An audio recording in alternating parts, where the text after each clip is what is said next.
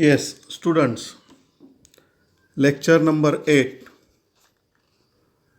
During our lecture 7, we have discussed about polarization. We should remember some definitions once again, that is unpolarized light, plane polarized light, plane of vibration, and plane of polarization. The electric fields of light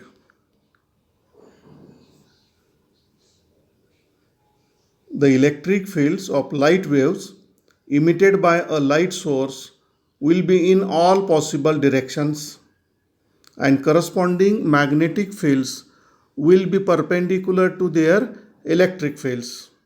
Such a light is called as unpolarized light. म्हणजे इथं unpolarise लाईटमध्ये electric फील्डचे vibration सर्व प्रतलात असतात. त्याला unpolarise light असं म्हटलं आहे. For example sun, star, electric bulb अशा प्रकारचा लाईट इमिट करतात. पण काही माध्यमाच्या सहाय्यानं आपण ह्या लाईटला एका विशिष्ट प्रतलात आणलं तर त्यालाच प्लेन पोलराइज लाईट म्हणतात. आणि म्हणून त्याची व्याख्या, if light is constrain so that its electric field is restricted along one particular direction, then it is called plane polarized light.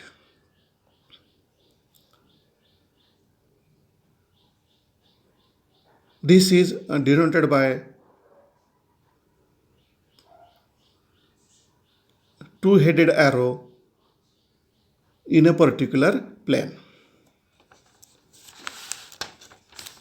Some plastic materials converts unpolarized light into plane polarized light, and those materials are called as polaroids, and polaroid acts as a polarizer. It means polarizer converts unpolarized light into plane polarized light. मग ह्या पोलरायझरनी किंवा पोलरॉइडनी unpolarise light plain polarise लाईटमध्ये convert केल्यानंतर त्या plain polarise लाईटमधलं vibrations एका विशिष्ट प्रतलात असणार आणि त्या प्रतलालाच प्लेन ऑफ व्हायब्रेशन म्हणतात. आणि म्हणून व्याख्या आहे, the plane containing the electric field vector of a plane polarised light is called plane of vibration. मग या प्लेनला परपेंडिक्युलर असणारा प्लेन आहे त्याला म्हणायचं plane of polarisation. The plane perpendicular to the plane of vibration is called plane of polarization. हे आपण lecture number 7मध्ये अभ्यासलेलं आहे. याचा आधार घेऊन आपल्याला आत्ताच्या लेक्चरला, आत्ताच्या पिरियडला मॅलस लॉ डिराईव्ह करायचा आहे, पाहायचं आहे. याच्यामध्ये अनपोलराइज लाईट हे एका पोलराईडमधून दुसऱ्या पोलराईडमध्ये पास होताना त्याच्यात इंटेन्सिटीमध्ये कशा प्रकारे बदल होतो ते आपल्याला डिस्कस करायचं आहे. त्यासाठीची ही फिगर पहा.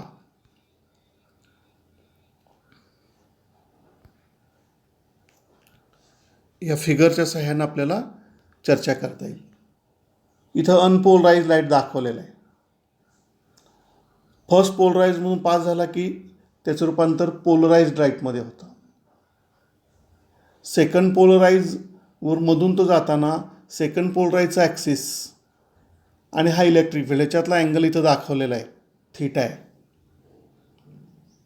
मग सेकंड पोलराइजमधून लाईट बाहेर पडल्यानंतर ती किती असेल, त्याची इंटेन्सिटी किती असेल ते काढायचं आहे.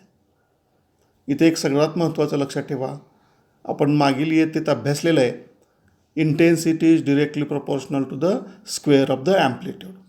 त्याचा इथं आपल्याला उपयोग करायचा आहे. त्याचबरोबर लाईट ह्या वेव्ज आहेत, नो डाऊट इलेक्ट्रोमॅग्नेटिक वेव्ज आहेत. वेव्ह इक्वेशननुसार अनपोलराइज लाईट जो आहे त्याचं इक्वेशन आहे E is equal to E0 sine of KX minus omega T. इथं E0 म्हणजे इंटेन्सिटी ऑफ अनपोलराइज लाईट आहे. लक्षात घ्या, E0 म्हणजे इंटेन्सिटी ऑफ अनपोलराइज लाईट. म्हणजेच अनपोलराइज लाईटची E0 म्हणजे ॲम्प्लिट्यूड ऑफ अनपोलराइज लाईट. म्हणजेच intensity directly proportional to magnitude of E0 square.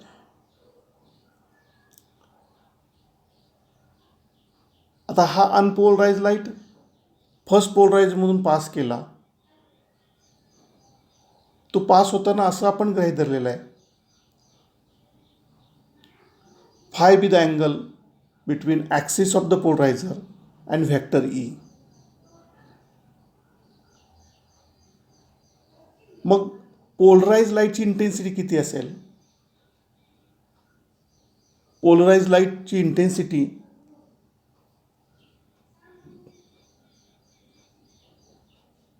ही काढण्यासाठी आपल्याला काही मॅथमॅटिकल इक्वेशन्स पाहायचे आहेत.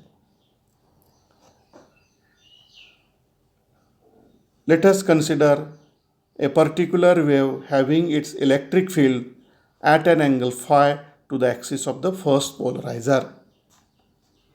The component E0 cos phi will pass through the first polarizer while the normal component E0 sin phi will be obstructed. म्हणजे काय बघा विद्यार्थ्यांनो, हा जो पहिला पोलरायझर आपण घेतलेला आहे, या ठिकाणी आपण असं गृहीत धरलेलं आहे, इलेक्ट्रिक फील्ड आणि ॲक्सिस याच्यामधला अँगल फाय एवढा आहे, आणि म्हणून आपण त्याचे दोन भाग केले. म्हणजे समजा ह्या दिशेनं इलेक्ट्रिक फील्ड आहे, तर त्याचा एक कॉम्पोनंट आणि हा दुसरा कॉम्पोनंट. एक कॉम्पोनंट ई कॉस थिटा तर दुसरा कॉम्पोनंट ई साईन थिटा. हा व्हर्टिकल आहे तो ई कॉस, अर्थात आपण इथं अँगल घेतला आहे फाय, हा अँगल आहे फाय, म्हणजे हा आला ई कॉस फाय, हा आला ई साईन ऑफ फाय. आता ह्या पोलरायझरचं वैशिष्ट्य असं आहे, त्या ॲक्सिसला पॅरल असणाराच कॉम्पोनंट बाहेर पडतो आहे. म्हणजे पहिल्या पोलरायडमधून फक्त बाहेर पडेल तो ई कॉस फाय बाहेर पडेल, ई साईन फाय बाहेर पडणार नाही, त्याला स्टॉप केलं जाईल. म्हणजे प्लेन पोलराइज लाईटच्या ठिकाणी आपण आल्यानंतर प्लेन पोलराइज लाईटची तर इंटेन्सिटी काढताना आता मात्र ती E0 कॉस फाय याची ॲव्हरेज व्हॅल्यू असणार आहे. आणि ती व्हॅल्यू काढण्यासाठी आपण फॉर एक्झाम्पल असं गृहीत धरू, पोलराइज लाईटची इंटेन्सिटी म्हणजे E10 आहे पहिल्या पोलराइज पासून झाल्यानंतर. आता इथे काय होतं बघा, the intensity of a wave after passing through the first polariser is proportional to E0 cos phi square.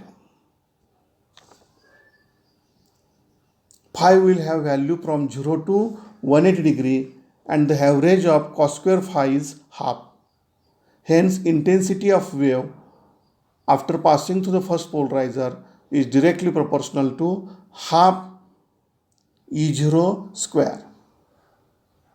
Light wave emerging from the first polarizer is allowed to fall on the second polarizer with its electric field E1 along y direction, and it is given by the equation. Now see this equation. This is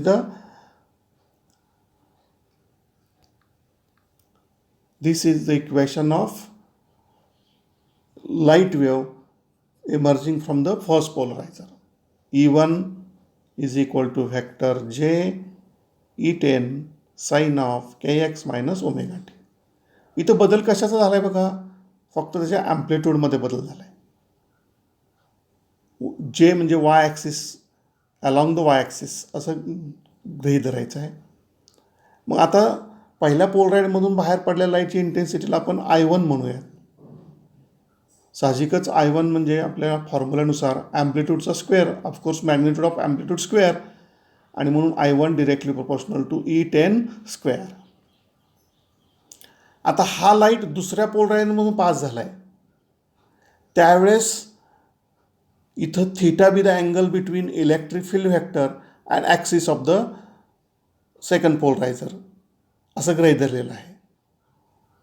second पोलरायझरमधून pass झालेला लाईटचा amplitude आपण E20 म्हणूयात, आणि मग साहजिकच intensity I2 is equal to E20 square. Of course, magnitude of E20 square. But E20 is equal to E10 cos theta. कसं हे, तर पहिल्या पोलराईजमधून पास झालेला कॉम्पोनंट आहे, त्याचा ॲम्प्लिट्यूड आपण E10 घेतलेला आहे आणि त्याचा कॉस कॉम्पोनंट फक्त पास होणार आहे, साईन कॉम्पोनंट पास होणार नाही, जे आपण पहिल्या पोलरायझरच्या वेळेस पाहिलं. व्हॅक्टर ॲनालिसिसच्या आधारे हे डिस्कशन आहे आणि साहजिकच E20 बरोबर E20 बरोबर E10 कॉस ऑफ थिटा आणि म्हणून I2 बरोबर ॲम्प्लिट्यूडचा स्क्वेअर म्हणून E10 magnitude square into cos square theta. पण E10 म्हणजेच I1 आहे, आपण अभ्यासलेला अगोदर. I1 म्हणजेच E10चा स्क्वेअर, म्हणजेच थोडक्यात I2 बरोबर हे इक्वेशन पहा, I2 is equal to I1 cos square theta. यालाच मॅलस लॉ असं म्हटलं. म्हणजे प्लेन पोलराइज्ड लाईट पोलरायझरमधून पास झाल्यावर लाईटची इंटेन्सिटी किती असेल हा सांगणारा नियम आहे. याच्यामधलं जे मॅथमॅटिकल पार्ट आहे त्या गोष्टी तुम्हाला व्हेक्टरच्या साहाय्यानं समजून घ्यायच्या आहेत. आत्ता लक्षात ठेवायचं आहे आणि मोस्ट इम्पॉर्टंट इक्वेशन आहे ते हे आहे, I2 is equal to I1 cos square theta. याला म्हटलेलं आहे मॅलस लॉ. आता हा कसा उपयोगात येतो बघा. प्लेन पोलराइज लाईट जर एखाद्या पोलरॉइडमधून पास झाला तर बाहेर पडणाऱ्या लाईटची इंटेन्सिटी किती असेल ते ठरवण्यासाठी आपण थिटाच्या वेगवेगळ्या व्हॅल्यू अजून करू. सुरुवातीला थिटा बरोबर घेऊयात 0. थिटा 0 घेतल्यानंतर ह्या फिगरमध्ये बघा, म्हणजे पहिला पोलरॉइड आणि दुसरा पोलरॉइड ह्यांचे ॲक्सिस हा थिटा 0 झाला म्हणजे ॲक्सिस एकमेकाला पॅरलल येत आहेत. थिटा 0 झाल्यानंतर या इक्वेशनमध्ये कॉस थिटा 1 येतो, म्हणजे I2 is equal to I1 येणार. I2 इज इक्वल टू काय आलं, I1 येणार. म्हणजे पहिल्या पोलराइडमधून जो लाईट पास झाला आहे तो तसाच दुसऱ्या पोलराइडमधून पास होईल. ही झाली एक केस. दुसऱ्या केसमध्ये आपण थिटा बरोबर 90 घेऊयात. आता म्हणजे हा थिटा बरोबर किती घेऊयात, 90. म्हणजे आत्ता हा जो आहे थिटा म्हणजे पहिला पोलरॉइड आणि दुसरा पहिला पोलरॉइड आणि दुसरा पोलरॉइड एकमेकाला परपेंडिक्युलर येतील. साहजिकच कॉस थिटा म्हणजे कॉस 90 0 येईल. मग या इक्वेशनमध्ये कॉस थिटा जर 0 आलं तर I2 इज इक्वल टू काय असणार आहे, साहजिकच मग 0. म्हणजे दोन पोलरॉइड आपण जे इथं पाहत आहोत ते जर एकमेकांना परपेंडिक्युलर असतील तर मात्र दुसऱ्या पोलरॉइडमधून लाईट पास होणार नाही, तो ब्लॉक होईल. हे एक्सप्लेनेशन जे आहे ते आपण मॅलस लॉच्या आधारे पाहिलेलं आहे. आत्ता जे आपण डिस्कशन केलं यातलं मॅथमॅटिकल पार्ट तुम्हाला व्यवस्थित समजावून घ्यावा लागेल आणि लक्षात ठेवायचं ते महत्त्वाचं equation I2 is equal to I1 cos square theta. परत एकदा थोडक्यात सेम आर्टिकल बघूया.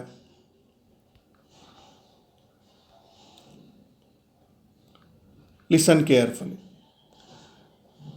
Magnitude of electric field of unpolarized wave is given by a wave equation E is equal to E0 sine of kx minus omega t, where E0 is the amplitude of wave, omega is the angular velocity of wave, k is wave vector.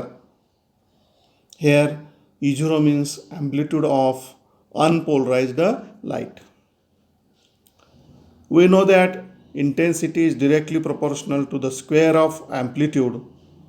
Therefore, intensity of unpolarized light is directly proportional to E0's magnitude of E0 square. Let us consider a particular wave having its electric field at an angle of phi to the axis of the first polarizer. The component E0 cos phi will pass through the first polarizer, while the normal component E0 sin phi will be obstructed. The intensity of wave after passing through first polarizer is proportional to magnitude of E0 cos phi square. Phi will have values from 0 to 180 degree, and the average of cos square phi is half. Therefore, intensity of wave is directly proportional to half magnitude of E0 square after passing through first polarizer. Light wave emerging from the first polarizer is allowed to fall on the second polarizer with its electric field E1 along y direction, and is given by E1 is equal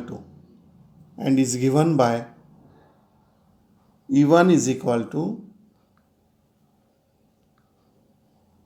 vector j E10 sin of kx minus omega t, where E10 is amplitude of polarized wave, and therefore intensity of a polarized wave I1 directly proportional to E10 square. Now this polarized wave passes through the second polarizer with polarization axis makes an angle theta with the y direction. Here only E10 cos theta component will pass through the second polarizer, and after passing through the second polarizer, its intensity will be I2 directly proportional to E20 magnitude of E20 square. इथं student लक्षात घ्या, आपण समजा हा एक vector आहे, तो आहे E10. ह्याचे दोन भाग करतो, एक व्हर्टिकल आणि एक हॉरिझॉन्टल. त्याला म्हणतो आपण वेक्टर रिझोल्यूशन. मग हा अँगल जर थीटा असेल तर आपण याला म्हणतो E10 cos of theta, आणि याला म्हणतो E10 sin of theta.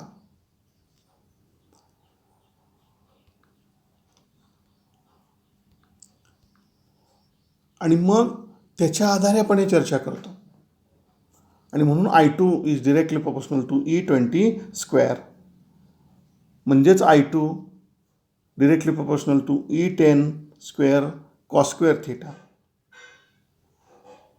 पण I1 directly proportional to E10 square आहे, आणि म्हणून सर्वात महत्त्वाचं हे लक्षात ठेवायचं इक्वेशन आहे ते I2 is equal to I1 cos square theta. कोणतं इक्वेशन लक्षात ठेवणार आहोत आपण? This equation I2 is equal to I1 cos square theta. यालाच मॅलस लॉ असं म्हणतात. याच्या सहाय्यानं आपण दोन पोलराइडमधून पोलराइज्ड लाईट पास होत असताना कशा प्रकारे पास होईल त्याचं डिस्कशन करू शकतो. त्याच्या दोन केसेस पाहू शकतो.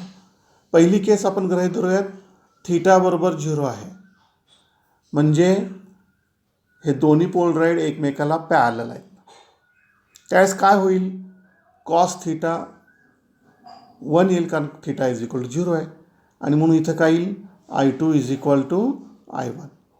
म्हणजे दोन्ही पोलराइड जर एकमेकाला पॅरलल असतील तर पहिल्या पोलराइडमधून पास झालेला जो लाईट आहे म्हणजे I1, तो जसा तसा पुढं पास होईल की I1 is equal to I2.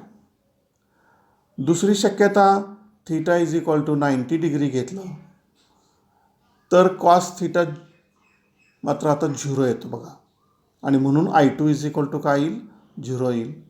म्हणजे दोन पोलराइड्स एकमेकाला परपेंडिक्युलर असतील तर त्याच्यातून पास होणारा लाईट हा 0 असतो, दुसऱ्या पोलराइडमधून पास होणारा लाईट हा 0 असतो. हे एक्सप्लेनेशन मॅलस लॉच्या आधारे आहे. म्हणजेच अनपोलराइज लाईट हा दोन पोलरायझरमधून पास होताना लाईटची इंटेन्सिटी कशा प्रकारे बदलते हे सांगणार equation I2 is equal to I1 cos square theta.